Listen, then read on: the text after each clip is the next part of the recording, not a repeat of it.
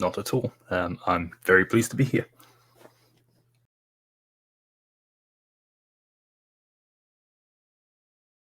I'm actually glad you brought that one up because it demonstrates how Shizz can be dishonest even with those who support her. Without really going into too much detail, someone in the community was struggling one night with, shall we say, drama-related stress, and was in such a state over it that I ended up having to talk them out of doing something silly.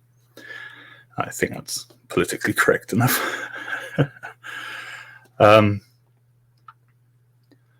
I use this in Team Skeptics Discord as an example of the kinds of real-world consequences that internet drama can cause.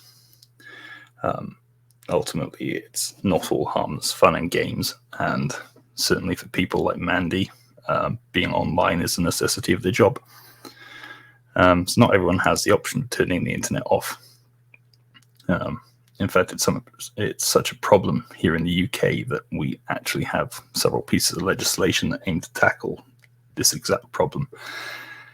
And we even have one, which is the Online Safety Bill, being discussed at the moment. So anyway, back to the story. Shizz found out about Falcax's own attempt and decided to tell him more than once that I claimed it was him that I had talked down. Spoiler alert, it wasn't. And I did not make any such claim, yet she insisted, in fact I think it was more than once that she insisted that I had.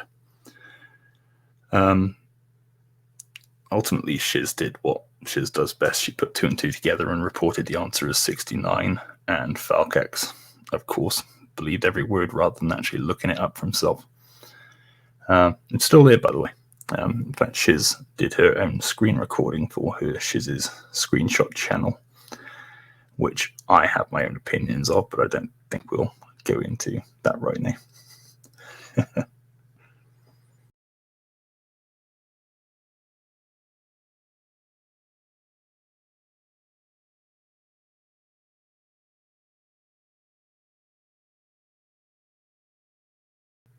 Yes, I've seen those particular screenshots.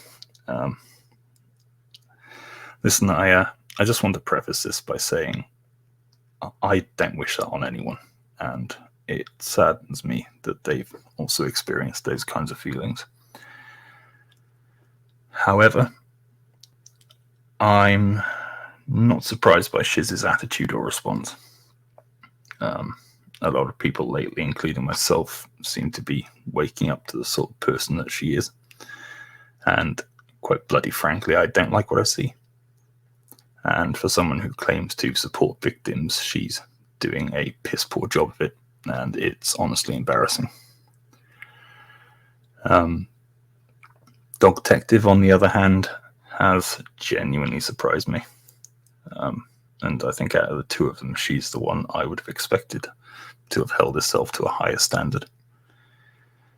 If she has indeed been in that situation, I'd have expected better of her, and her careless attitude towards mental health struggles, to be brutally frank, disgusts and offends me.